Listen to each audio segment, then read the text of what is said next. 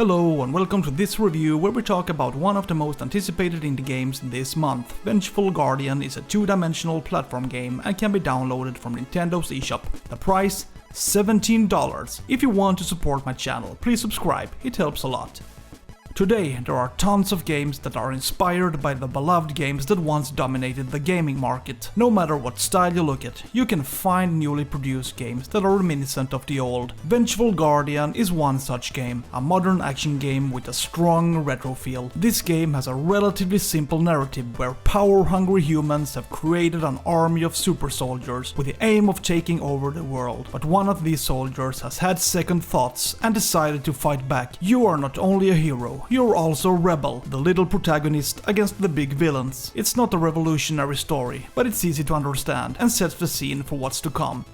Vengeful Guardian is a game that can appeal to those who like two-dimensional action games with many surprises. There's more to do than just jump around and eliminating opponents. This game contains several different ways of playing, which means that it rarely gets boring. Sure, the most common is to move from left to right, shoot some enemies and finally fight a boss. But for example, there are motorcycle tracks where you have to jump over obstacles while shooting down flying opponents or avoiding attacks from behind. Yeah, I know, it's ridiculous, but you can actually jump with a motorcycle. As a complement, there are also water-filled courses. I personally think these feel a little odd, because the hero gets limited mobility. It doesn't feel that smooth. Then you find yourself up in the sky. Here you have to jump from platform to platform without falling down.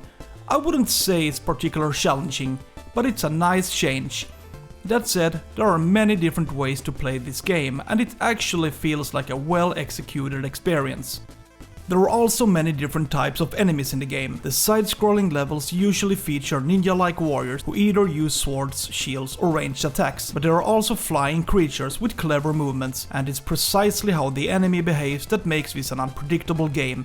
If you try to run through the game without knowing the enemy's strengths, you risk getting beaten. Sometimes you have to stop and take note of your opponent's abilities. The same goes for the bosses. You can zerg some of them, but most require you to know their behavior. Like this boss for example, it uses a few different ranged attacks that all have a set pattern. Instead of focusing on doing damage, I spent time learning the boss movement patterns. It was an effective strategy and led to my victory. In summary, this game contains many encounters that can test one's skill, but the degree of difficulty is not very high. Most of the enemies were relatively easy to kill, and so were the bosses. Also, I haven't found any setting where you can set the difficulty. There is only one level.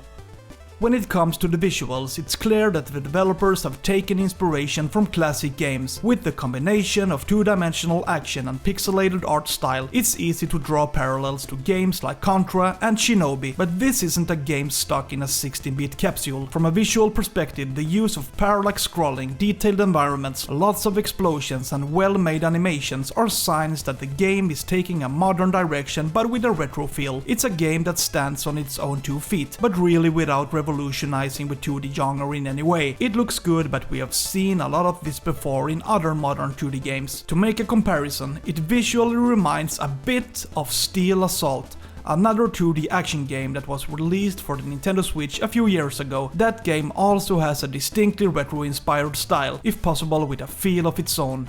This, however, is what we got in the 90s. The games looked perfectly fine back then. At the time, they used the tools needed to create action games with eye-catching graphics, and if you compare it with today's games, you obviously see a clear difference without detracting from the classic games. Every era has its preferences, and Vengeful Guardian manages to create something solid, but without being innovative.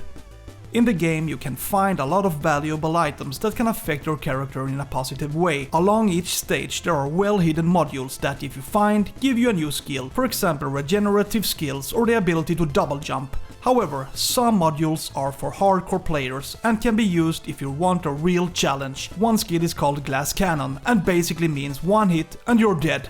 You also get new attacks when you complete a course. This system is well known from the Mega Man games. You defeat a boss and get a new weapon to play with. For example, a fire boomerang, a deadly dash attack, or maybe the one I used most of the time, an attack called Dark Portal. It does a lot of damage and is useful both when you fight trash and on bosses. In fact, it's possible to play through the entire game with just one particular weapon, as long as you find an ability that you enjoy.